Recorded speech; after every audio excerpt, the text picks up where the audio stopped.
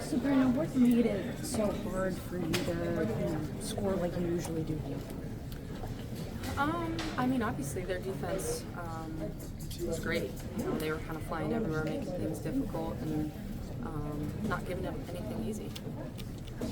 What was drawn up on that last play, and what did you see how it developed?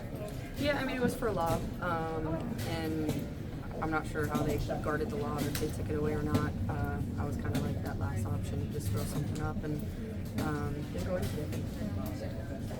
What was the vibe in the locker room after what just went on? I mean, we're excited to go back to New York. We get to play in front of our home crowd. That's part of being a top seed, is being able to go home and play Game 5 in front of your home crowd. And we knew this wasn't going to be easy. Coming into this arena and having to win 2 was really tough. But we're not done yet. This is part of our story, and we didn't play our best basketball tonight, and we're excited to be able to go home and potentially win a championship in front of our home crowd. Sandy and Stewie both referenced maybe feeling like there were a few rush decisions, like in the paint, maybe not making the extra pass all the time, just from everybody. Is that something that you would agree with? I know you haven't watched, obviously. Yeah, I haven't watched it, but I think a little bit rushed at times.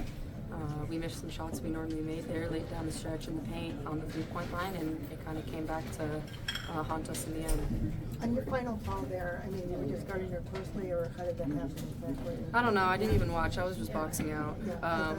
Interesting foul call, but it is what it is. Got to move on and have short memory. We play really soon, and so excited to kind of watch film and learn from the mistakes that we made and move on. Sandy thought there was kind of a disparity in the foul calling.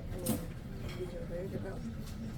I don't know what the numbers even were. Like 8, 14 to 9. Yeah, it's a little interesting in a finals game where it's physical on both ends. But you never blame it on that, so that'll never be an excuse for us. But obviously, I think there were some calls that could have been kind of going both ways for sure. This series has had so many ups and downs. This game had so many ups and downs with the lead changes. So how do you guys just compartmentalize and stay steady through all of that? Yeah, it's not going to be easy. I think that's kind of understood, and just having to have short memory, and now we get to go home in front of our home crowd is going to help us on momentum, and we play really well at home, and so I'm excited to kind of go back in front of our home crowd and be the best that we can for one more game. How much did that become the message? Right away. That was the message right away, knowing it's a quick turnaround. Can't hang our hats on this. Knowing we just got to be better. There were times we could have put the game away and we didn't, and they chipped away. That's why it's hard to close-out games are tough. The team's going to be giving it their best shot to not end their season, and now we got to go back to New York and take care of business. Missing down the stretch of the city and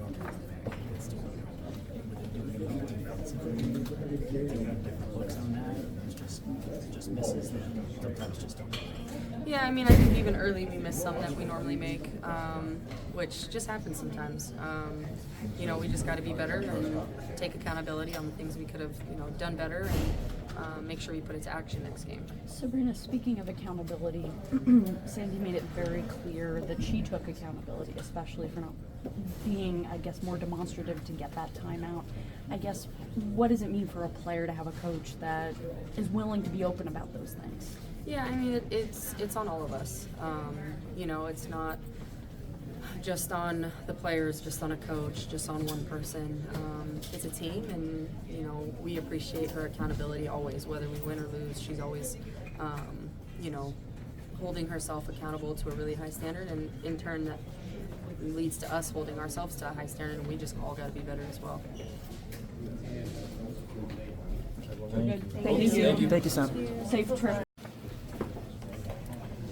Obviously tough come down with how quickly the message in a lot of back to Brooklyn. Yeah, man, I think it hurts today, and I think it can hurt today, and tomorrow we got to flip the switch and think about the next game. After game 1, we talked about, maybe some rush decisions, some lack of the extra pass. Sandy mentioned that again in the press conference. Is that something you felt? Just from the whole team? Yeah, a little bit. I feel like they were doubling and tripling people, and we couldn't really find the open person. And also we had some live turnovers that killed us, you know, the deflections, and yeah, we need to take care of the ball better. Leon, this is the most consistently we've seen you go downhill in a game. What were you seeing, or was this just a mindset for today's game? Honestly, the mindset for today was just being aggressive, picking on their worst defenders, and just, you know, being aggressive and just doing what the defense was doing. Leo, Sandy, right out of the gate in the presser, spoke about taking accountability, especially for not calling that final timeout or not trying hard enough to get it called. Noise. I guess I'm just curious, you know, what it's like to have a coach that is willing to hold herself accountable publicly like that. Yeah, we're all in one boat, right? We all make mistakes. We all make silly fouls or whatever. You know, they get easy baskets because we have miscommunication on the court, or, you know, and her part as well. I think that's just the great part about her is she's one of us, and you can really feel that. This whole series has had crazy momentum swings, this game included. So how do you all just stay steady within those, you know, those crazy runs?